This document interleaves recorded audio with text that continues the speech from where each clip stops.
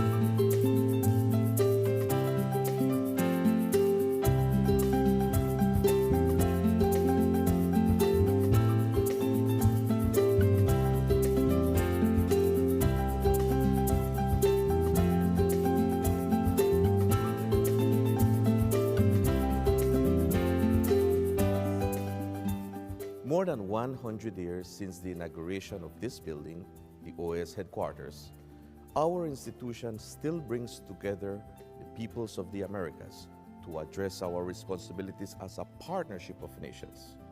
As we look to the future, our work must also focus on the construction of a positive agenda that continues to favorably impact millions of lives every day.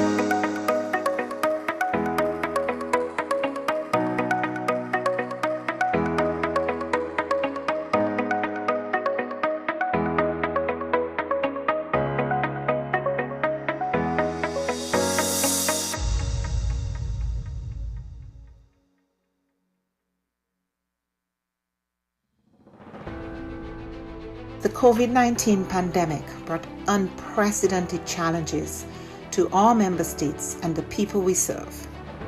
In response, the OAS Secretariat for Integral Development adopted a three-pronged approach by 1. Adjusting our portfolio of existing projects, 2.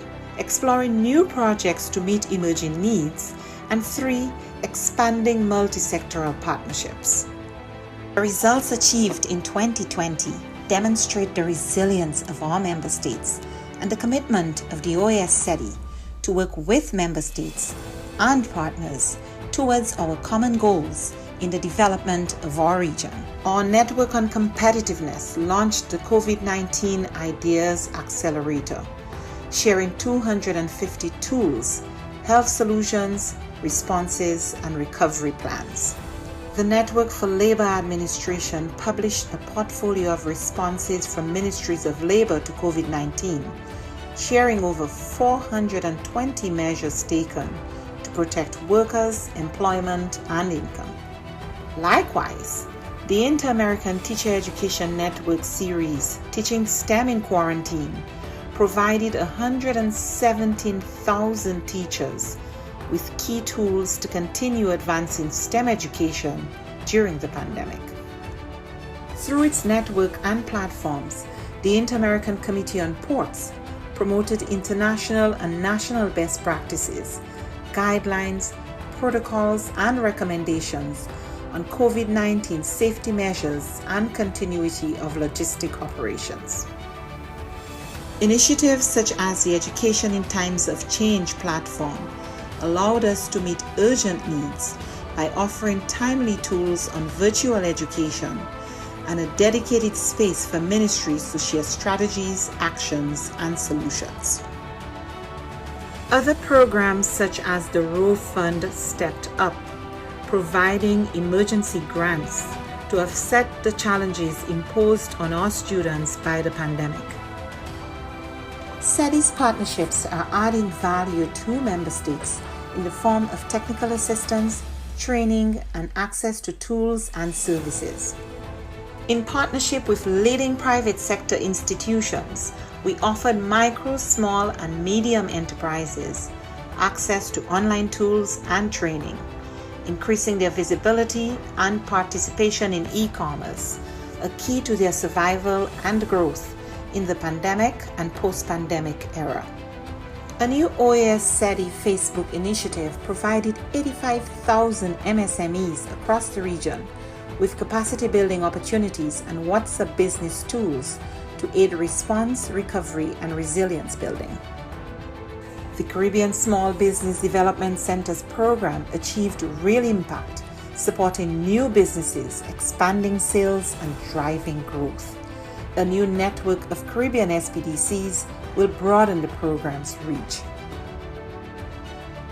The Inter-American Committee on Tourism, the C2, convened ministerial-level policy dialogue in an urgent response to the impact of the pandemic on the hard-hit tourism and hospitality sectors.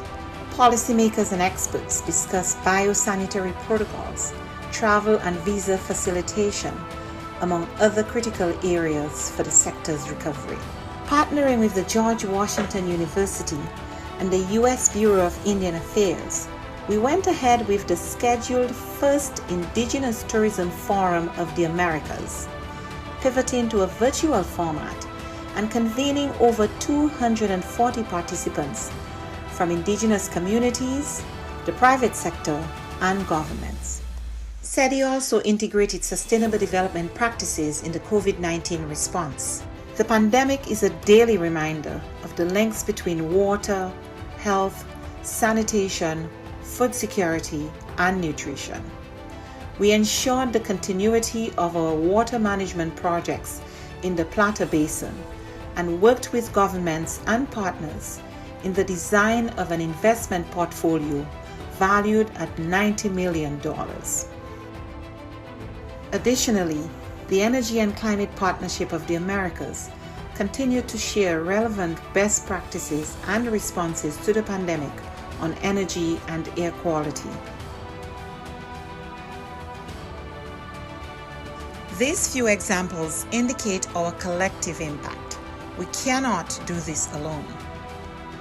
It is now more urgent than ever to address the region's structural weaknesses, to recover from the health, economic, and social crises occasioned by the pandemic and prepare for future shocks. It is imperative that we work together as we risk losing recent development gains and seeing millions fall back into poverty. It is time for the region to redirect course and pursue a more sustainable, resilient, and equitable future for all. We are in this together. But the resilience building agenda is too big for any one stakeholder to address acting alone and simply bringing together stakeholders, whether at the national